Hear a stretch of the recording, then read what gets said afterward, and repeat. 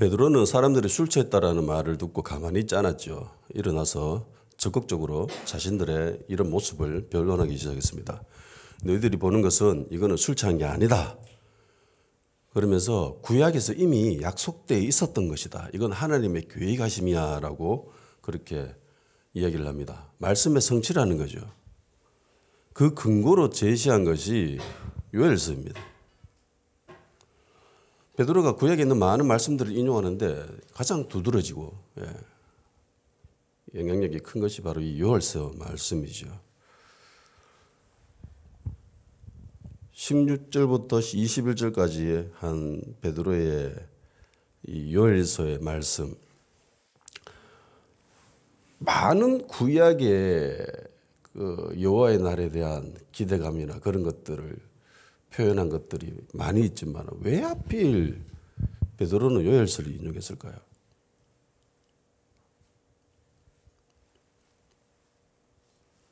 그래서 우선은 이 요엘서에 대해서 잠시 한번 살펴볼 필요가 있습니다. 구약의 선지서 중에서 문서 선지자로서 최초로 알려져 있는 인물입니다. 남유다 왕 요시야 때의 인물입니다. 요시야 왕은 7살 때 왕위에 올라가지고 굉장히 선정을 베푼 좋은 왕이었죠. 종교교육도 일으키고 산난도 제거한. 원래 이 요시야의 아버지이던 아하시야 왕이 북이스라엘 왕이 병에 걸렸다는 소리를 듣고 문병을 갑니다. 요담 왕 문병 갔다가 마침 그때 예후가 반란을 일으켜요. 그래서 거기에 휩쓸려 가지고 같이 죽임을 당합니다. 그러니까 남유다 왕의 자리가 공석이 되죠. 그 이야기를 듣고 이 아하시야의 어머니였던, 그러니까 어머니이기도 하고 북이스라엘 왕비 이세벨의 딸이기도 한 아달랴가 정권을 장악합니다. 그냥 뭐 정권 장악하면 괜찮은데 굉장히 악랄한 짓을 합니다. 어떤 짓을 저지르냐면은 아하시야 왕의 후손들을 다 없애버려요. 다 죽여버려요. 근데 그 도중에 이 아하시야의 누이이면서 제사장 여호야다의 아내인 요세바가 이 요시야를 숨깁니다. 빼돌려요. 그래서 성전에서 몰래 키우면서 살았죠. 그리고 요시야 왕 나이 7살 때 여호야다가 일어나서 아달랴를 죽여버리죠. 그리고 요시야를 왕으로 세웁니다. 정치를 잘했어요. 나이는 어렸지만은 여호야다가 거의 뭐 실질적인 우리 요즘 따지면 총리 역할을 한 거죠. 그래서 방향성을 다 제시해주고 요시야는 거기에 충실히 잘 따랐습니다. 그러다가 여호야다가 죽고 요시야 왕의 종교개혁에 대해서 끊임없이 반대하고 집요하게 저항하던 세력들에 의해서 요시야도 점점점 힘을 잃어갈 그런 때가 있습니다. 그리고 국제적인 정세도 굉장히 불안한 그런 상황 가운데에 갑자기 굉장히 큰 일이 벌어집니다. 유대 지역에 메뚜기 떼가 출몰을 해가지고 모든 농작물들을 다 죽여버리죠. 먹어치워버린 거예요. 재앙이 일어난 거예요. 그야말로. 우리나라 뭐 IMF는 뭐 게임도 안 될 정도의 그런 엄청난 재앙이 유다 땅에 임했습니다. 이때 등장한 인물이 요엘입니다. 사람들 상태가 어떻겠어요? 요시야 왕 그 이전 세대 왕은 정말 악랄한 정치를 했습니다. 정말 우상을 섬기고, 왜냐하면 이세벨을 아내로 맞았기 때문에, 이세벨의 딸을 아내로 맞았기 때문에 그 우상 숭배가 뭐 극도로 치달아 있었죠. 그런 상황 가운데서 요시야가 왕이 되어서 종교개혁을 일으키고 뭐 잘하나 싶었는데 갑자기 제사장, 대제사장 요단은 죽고 뭐 국제적으로도 굉장히 불안한 시기고 북쪽에서는 뭐 아시리아가 막 이렇게 출몰하고 저 밑에는 이집트, 애굽이 막 세력을 떨치고 주변에 곳곳에서 그런 민족들이 힘을 얻고 세력을 키우기 시작한 굉장히 불안한 시대에 메뚜기 떼가 출몰해가지고 완전 먹을 것이 하나도 없는 거죠. 늘 그렇듯이 이거 먹고 사는 문제는 굉장히 중요한 문제입니다. 가장 제1 핵심이죠. 정권 바뀌는 제1 원칙이 경제라고 합니다. 아무리 통치를 잘해도 경제가 엉망이면 정권이 바뀐다고 하죠. 그러니까 먹고 사는 문제는 굉장히 중요합니다. 그런 상황 가운데 메뚜기 떼고 출몰해가지고 다 없애고 뭐 가뭄까지 일어나고 사람들은 먹을 게 없었고 뭐 그래야 되니까 사람들이 굉장히 불안해하겠죠. 이런 가운데에 사람들은 양극단으로 나뉘게 됩니다. 어떤 상황에 빠지냐면은 야, 이거 우리가 이렇게 된 거는 하나님의 심판이다. 하나님의 심판이기 때문에 우리는 망했다. 소망이 없다. 희망이 없다. 라고 하는 부류가 있었고요. 또 한 부류는 아니다. 그냥 뭐 위하다 보니까 자연적으로 생긴 거지. 뭐 요것만 지나가면 괜찮아진다. 아무 일 없다. 예전처럼 잘 먹고 잘 살게 된다. 라고 하는 무리들로 이렇게 나뉘게 됩니다. 그 가운데 요엘이 등장해가지고 하나님의 말씀을, 하나님의 계획을 이야기해 주는 거죠. 이게 요엘서의 이야기예요. 그러니까 요엘, 베드로가 인용한 요엘서의 말씀들이 거의 동일합니다. 그런데 하나가 좀 극단적으로 달라요. 그게 뭐냐면은 17절에 나오는 말세예라는 단어예요. 요엘서에는 그 후에라고 되어 있습니다.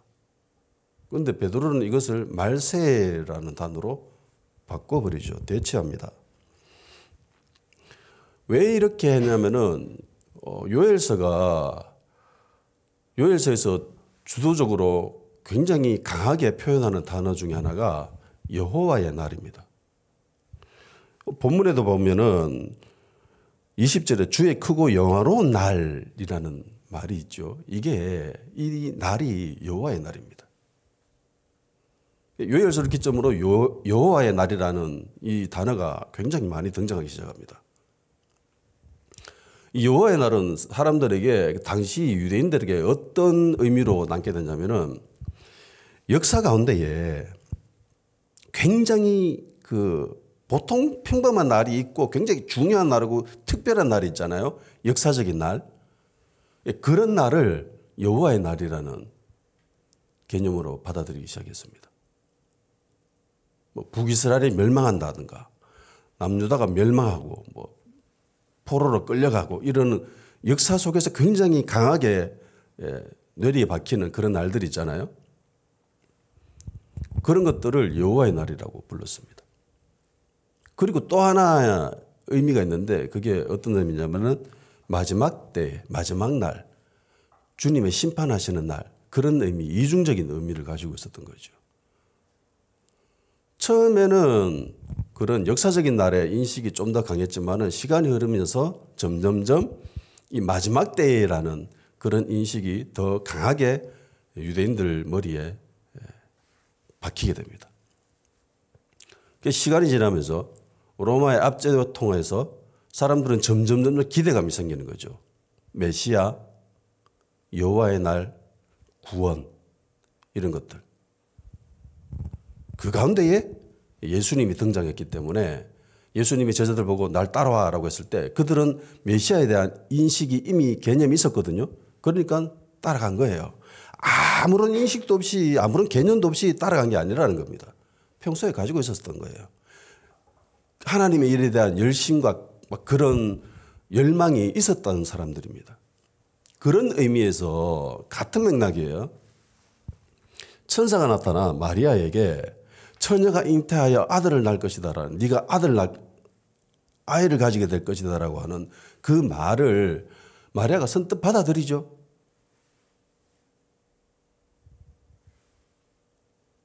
뭐 너무 믿음이 좋아서 그렇다라고 할 수도 있겠지만 실상은 그게 아닙니다. 이미 구약에 처녀가 잉태하여 아들을 낳는다는 말씀 있지요.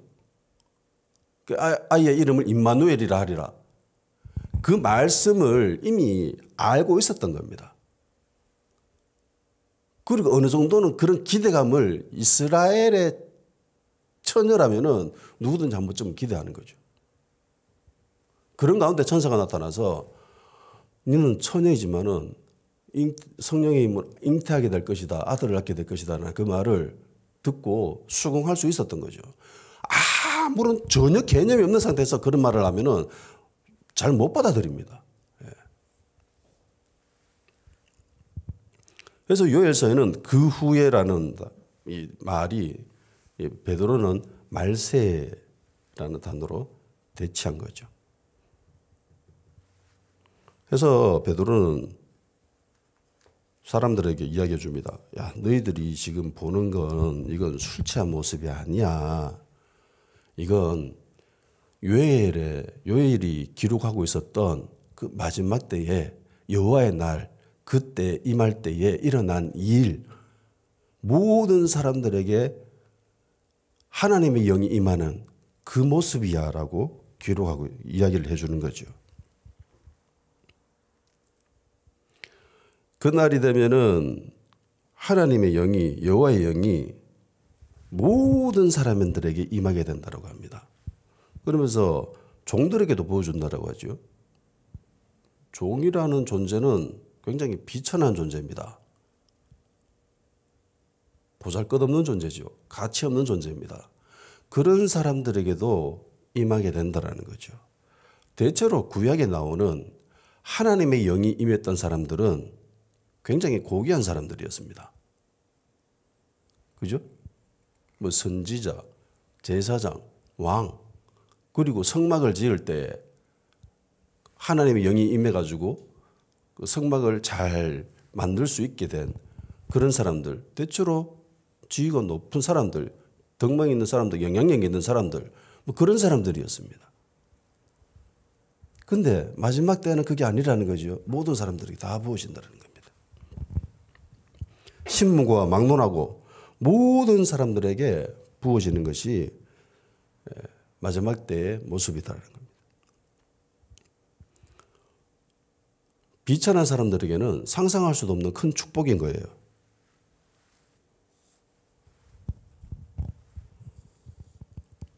요엘서와 사도행전에 보면은 이 여호와의 영으로 기름 부음 받은 사람들을 세 그룹으로 나누고 있습니다.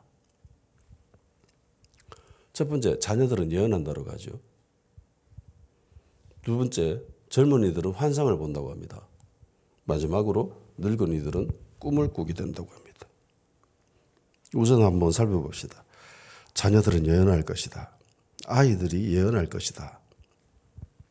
여러분, 예언하는 사람들, 선지자, 그런 이미지를 떠올리면은 어떤 모습이 그려집니까? 뭐 영화나 이런 데 보면 예언한 사람들 등장하잖아요. 그리고 구약에 많은 선지자들, 선견자들 그런 사람들이 있었습니다. 예언자, 히브리어로 나비라고 불려지는 사람들입니다. 이 사람들이 어떤 이미지를 가지고 있죠?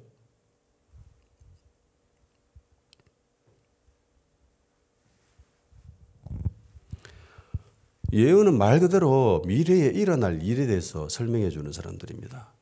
그걸 뭐 보든지 아니면 듣든지 어떤 계기로 그걸 자연스럽게 인지하게 되든지 어쨌든 미래에 일어날 일에 대해서 알고 이야기해 주는 사람들을 선지자, 선견자, 뭐 예언자 이렇게 불러줍니다. 대체로 이런 사람들은 나이가 지긋한 사람들이죠. 우리 이미지 속에 예언자들은 대부분 나이 있는 사람들입니다. 젊은 사람들도 별로 없지요. 하물며 아이들은요. 어린아이가 예언한다? 상상할 수 있습니까?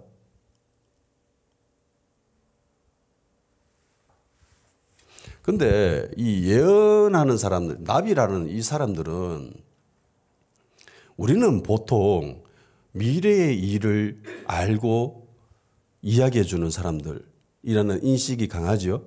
근데 성경에서 선지자, 예언자, 선견자라고 불리는 이런 사람들은 미래의 일을 알고 이야기해 주는 의미보다는 하나님의 말씀을, 하나님의 뜻을 알고 사람들에게 선포해 주는 사람들, 대언해 주는 사람들, 그런 의미가 더 강해요. 그래서 많은 사람들이 착각하는 게 선지자, 예언자, 요즘도 예언 받으러 가는 사람들 있잖아요. 예수님 믿으면서도 한번 그런 사람들이 있어요. 그런 사람들 가가지고 기대하는 거죠. 미래에 어떤 일이 일어날 것인지. 마치 점쟁이나 무당처럼 앞으로 어떤 일이 일어날 것인지. 동쪽으로 가야 되는지 서쪽으로 가야 되는지. 청와대에 계속 살아야 되는지 아니면 용산으로 옮겨야 되는지 한남동으로 가야 되는지 점쟁이한테 묻고 지금 결정하잖아. 그런 것처럼 이렇게 일이 벌어진다는 겁니다. 근데요. 성경에서 나오는 예언자, 선지자들은 그런 사람들이 아닙니다. 그런 의미는 별로 없어요. 대체로 대부분 하나님의 말씀, 하나님의 뜻을 미리 알고 사람들에게 이야기해 주는 사람들입니다. 그러니까 사람들은 하나님의 말씀에 대해서 무지한 상태인 거예요. 왜냐? 하나님의 영이 없기 때문에 그래요. 구약의 사람들은 하나님의 자녀이지만은 안타깝게도 하나님의 영이 없어요. 하나님의 영이 없습니다. 그래서 하나님의 뜻을 잘 몰라요. 하나님의 계획을 몰라요. 그래서 찾아가는 거예요. 선지자한테, 예언자들한테, 제사장한테, 왕한테. 그들이 하나님의 영이 있으니까 그들의 인담을 받고 가는 사람들이 구약의 사람들입니다. 하나님의 자녀이지만 하나님 택하신 선민이었지만 그게 한계였습니다. 그래서 예수님이 내가 떠나가는 것이 너희들에게 유익하다고 한 결정적인 이유가 바로 여기 있습니다. 성령님이 임하는 것.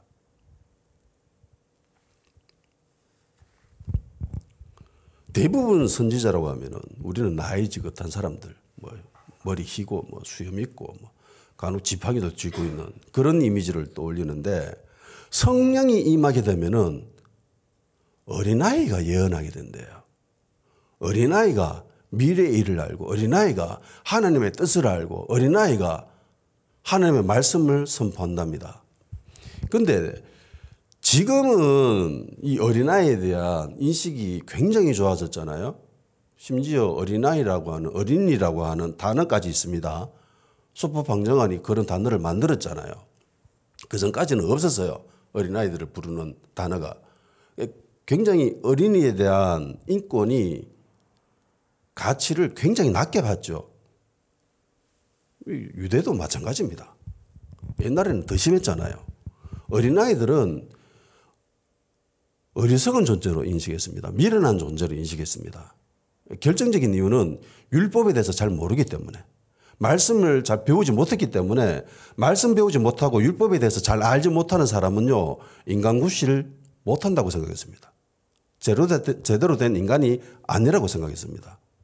그래서 유대인이라면 제대로 인간구실을 받으려면 무조건 성경을 공부해야 돼요. 율법을 공부해야 돼요. 그래서 유대인들이라고 하면요 율법에 대해서 거의 대부분 알고 있는 사람들입니다. 구약에 대해서 거의 대부분 알고 있었어요.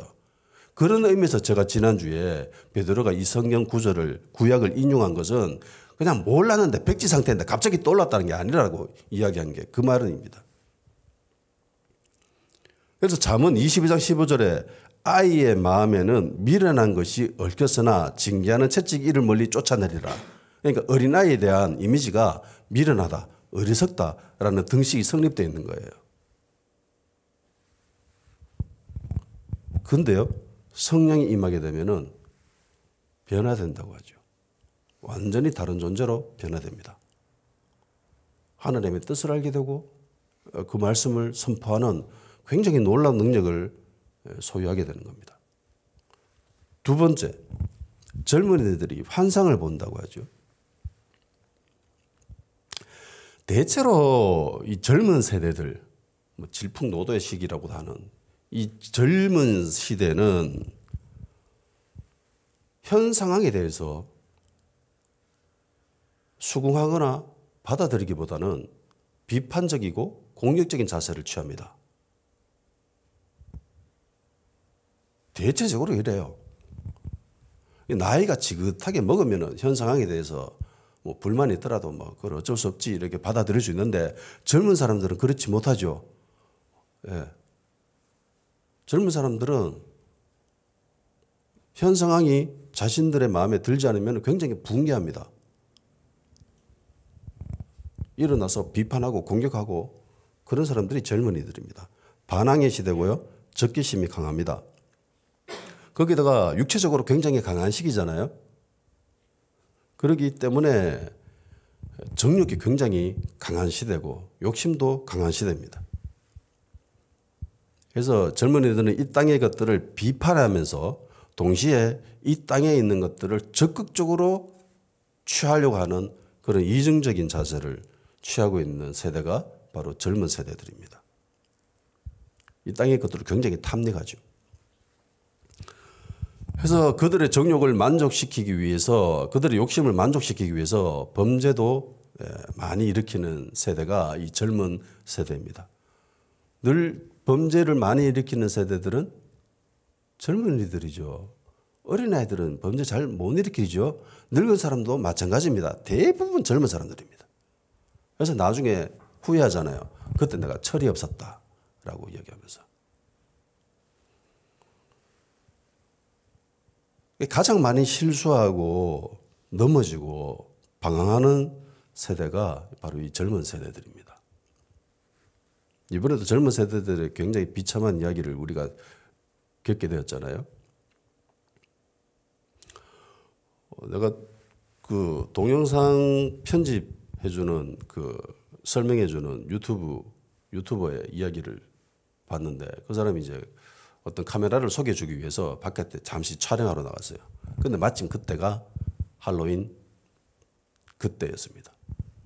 갔다가 얘가 다 모자이크 처리하는 거예요. 왜 그렇게 했냐면은 여자들이 다 벗고 있대요. 여자들이 다 벗고 있어요. 이러면서. 그러니까 촬영을 잘 못하더라고. 그러면서 바로 집에 들어와요. 이태원에 사람들이 왜 그렇게 많이 갔겠어요? 구경하려고 갔습니다. 볼거리가 많거든요.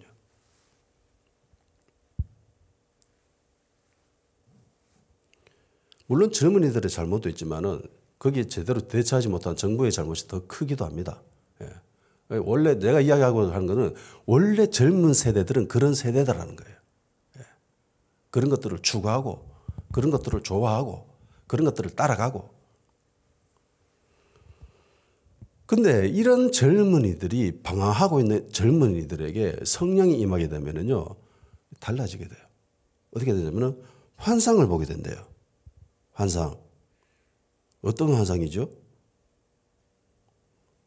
하나님이 보여주시는 환상이죠. 바울이 다메섹에 예수 잡는 사람들 잡으러 가다가 예수 믿는 사람들을 잡으러 가다가 보게 되는 환상인 겁니다.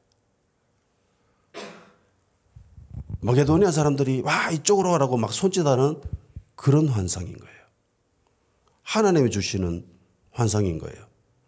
이런 환상에 사로잡힌 사람들은요, 더 이상 현실에 만족할 수가 없지요. 만족 못합니다. 현실에서 오는 이런 불만스러운 것들, 이것들을 굳이 따라가거나 이것들을 변화시키려거나 그렇게 하기보다는 자기가 본, 자기가 경험한 그 환상을 이루기 위해서 자기의 삶을 던집니다. 이 환상에 사로잡힌 사람들은요, 더 이상 현실에 대해서 불만을 표시하거나 공격하지 않습니다. 이 땅의 것들을 추구하지도 않습니다. 하나님이 주신 환상을 경험한 사람들, 이 젊은이들은 더 이상 정욕적인 개인의 욕심을 이루기보다는 하나님이 보여주신 그 비전, 그 거룩한 비전을 쫓는데 자기의 인생을 걸어버리죠. 자기 삶을 걸어버립니다. 예수전도단 만든 미국에 계시는 그분이 왜 예수전도단을 만들었냐면은 어릴 때 본 환상 때문입니다. 어릴 때 하나님이 자기에게 보여준 그 환상을 이루기 위해서 결국은 예수전도단이라는 단체를, 선교단체를 만든 거죠. 젊은이들이 젊었을 때 보아야 될 것은 바로 하나님이 보여주신 이런 환상인 겁니다. 비전인 겁니다. 하나님이 주신 이 비전이 없는 사람들은요, 방황하고 혼란스러워하고 넘어지고 그러지만은 하나님이 주신 비전을 가지고 있는 사람들은 넘어지더라도요, 절대로 포기하지 않습니다. 이들은 어린 양이 어디로 있거든지 따라가는 사람들이죠. 세 번째, 마지막으로 늙은이들이 꿈을 꾼다고 합니다. 꿈은 언제 꾸는 것이 좋죠? 어릴 때 꿈을 꿉니까? 아니면 늙어서 꿈을 꿉니까? 젊었을 때 꿈을 꿉니까? 보통 우리는 언제 꿈을 꾸는 게 좋다고 생각합니까? 어릴 때죠. 어릴 때입니다. 소년이여 꿈을 가지라 뭐 이런 말도 있잖아요. 그러니까 아이 때, 어린아이 때 꿈을 가지지, 나이 무슨 네가 무슨 나이 이마에 됐는데 무슨 꿈을 꾸냐 이러면서 오히려 나이 들어서 꿈을 가지고 있다라고 하면은 욕하죠. 흉보입니다. 어릴 때는 꿈을 가지고 사는 게 맞지만 나이 들어서 늙으면은 현실에 맞춰 살아. 현실에. 나이 먹고 꿈을 가지고 그렇게 살게 되면은 너무 힘들기 때문에, 삶이 힘들기 때문에 에너지도 많이 들고 그 과정도 너무 힘들고 어렵기 때문에 그냥 나이 들어서는 그냥 적당하게 타협하면서 현실에 맞춰서 그래 살고, 젊었을 때는, 어릴 때는 꿈을 가지고 사는 게 맞지. 보통 사람들은, 세상은 그렇게 이야기를 합니다. 꿈꾸기에는 너무 늦었다. 실제로 늙은이들은 꿈을 먹고 사는 사람들이 아니죠. 나이 먹으면요, 사람이 점점점 가면 갈수록 추억을 먹고 삽니다. 아, 우리 이때 이랬지 이러면서 사진 들다 보면서 그게 낙이죠. 그래서 늘 사진 찍는 거, 사진 찍어서 그거 보고 야, 이때가 좋았지 이러면서. 그래서 늙은 사람들이 많이 쓰는 단어는 왕년에, 나 때는 뭐 이런 단어죠. 과거를 회상합니다. 추억을 먹고 살기 때문에 이 사람들은. 심지어 먹는 것도 그렇죠. 그 음식이 정말 맛있어서 먹는 게 아니라 자기가 예전에 먹었던 그 추억 때문에, 그 기억 때문에 기억을 먹는 거죠. 저도 좀 그런 면이 있거든요. 내가 좋아하는 음식, 그걸 진짜 맛있어서 먹는다기보다는 내가 예전에 먹었던 기억, 추억이 있기 때문에 그걸 먹는 거예요. 그거 먹으면서 예전에 그 기억을 떠올리는 거죠. 아, 그때 좋았지. 아, 그때 그런 기분이었지. 그러면서. 늙은이들은 더 이상 소망, 희망 이런 것들을 상실한 세대입니다.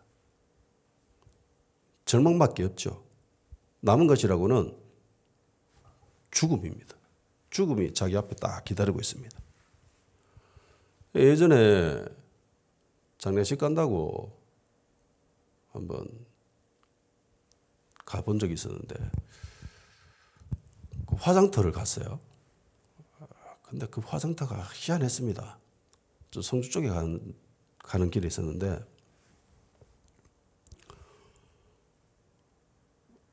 꼴짝꼴짝으로 들어가지고 안에 들어가면 거의 산밖에 없어요. 근데 그 산에는 동서남북으로 다 공동묘지예요.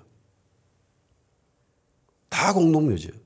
근데 공동묘지 그 밑에 화장터가 있고요. 그 공동묘지 있는 제일 꼭대기에는 요양원이 있어요. 요양원을 커다랗게 뭐 몇 층으로 3층, 4층인가 그렇게 지어놓고 거기에 늙은이들이 계세요. 어르신들이 거기 계세요. 뭔 말이에요, 그게?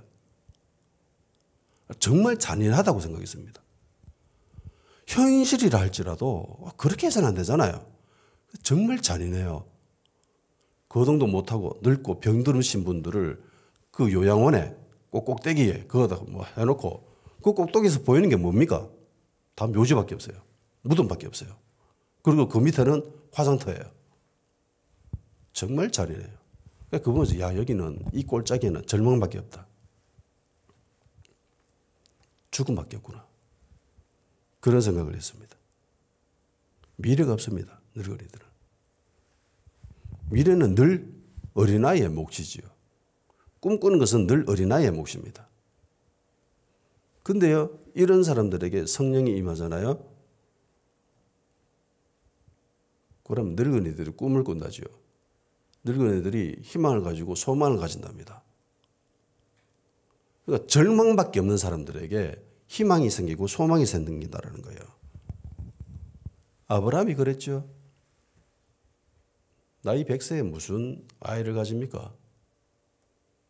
가질 수 없다라고 생각했죠.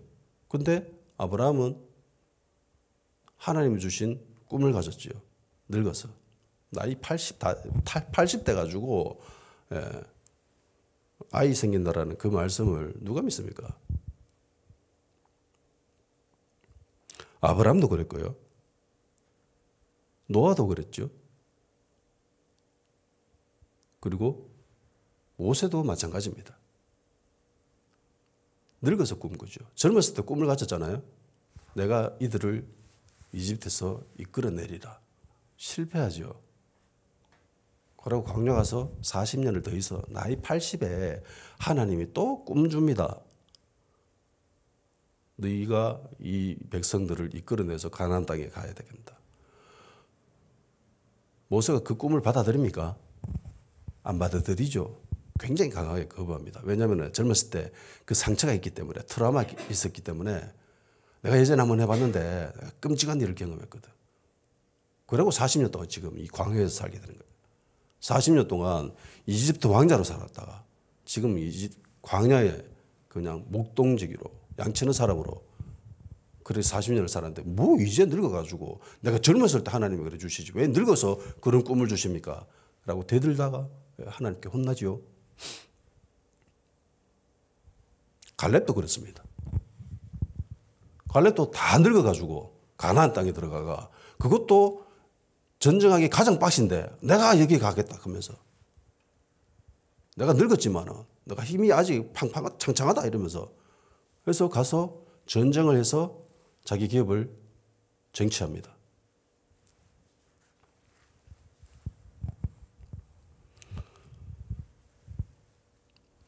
이 사람들 모두가 늙은이였을 때 꿈을 가지게 됩니다. 하나님 주신 비전을 소유하게 됩니다. 꿈꾸는 자들이었죠. 그리고 하나님 주신 그 꿈이 자신을 이끌어갑니다. 그러니까 성령 충만은 한마디로 표현하면은요, 불가능을 가능케 만들어줍니다. 왜 그렇죠? 하나님의 영이 우리 가운데 임하는 거잖아요. 하나님의 영이. 하나님은 불가능이 없으신 분이죠. 능치 못함이 없으신 분입니다. 하나님의 것으로 충만하게 채워지면은 내가 하는 것이지만 이거는 내가 하는 것이 아니라 하나님이 하는 것이 됩니다. 하나님의 영이 임했을 때 불가능은 없어요. 사람들은 이야기합니다. 세상은 이야기하죠. 야, 네 주제에 뭘 하냐고. 네 꼬라지를 봐라. 네 상태를 봐라. 네 처지를 봐라.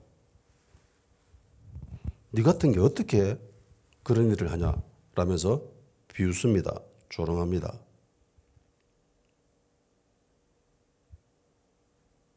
그리고 본인도 그렇게 생각합니다.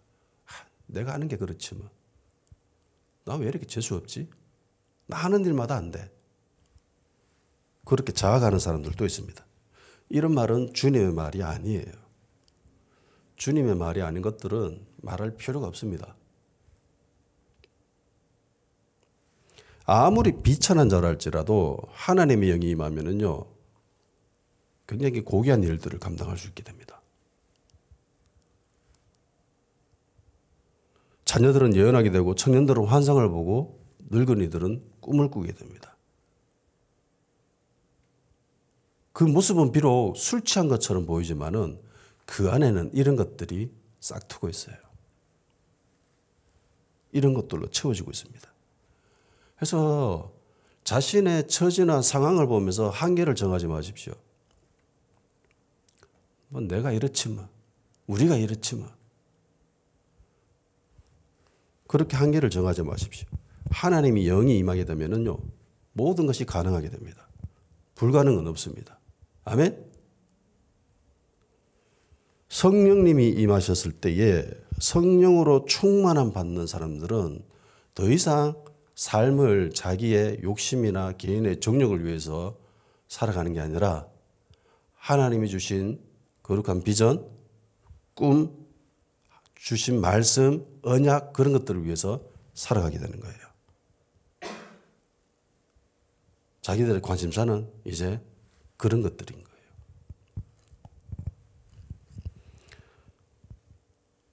그런 사람들이 이렇게 고백하는 겁니다. 빌립보서 3장 13절 말씀처럼 내게 능력 주시는 자 안에서 내가 모든 것을 할 수 있느니라. 모든 것을 할 수 있다라고 믿음으로 고백하는 겁니다. 기도하는 시간 가지도록 합시다. 성령으로 충만하게 하여 주셔서 불가능이 없는 그런 성도, 교회 되게 하여 주시옵시고 개인의 욕심과 정욕을 위해서 살지 않게 하시며 주님이 주신 꿈과 비전, 말씀들을 소유하는 성도, 그런 교회 되게 하여 주시옵소서.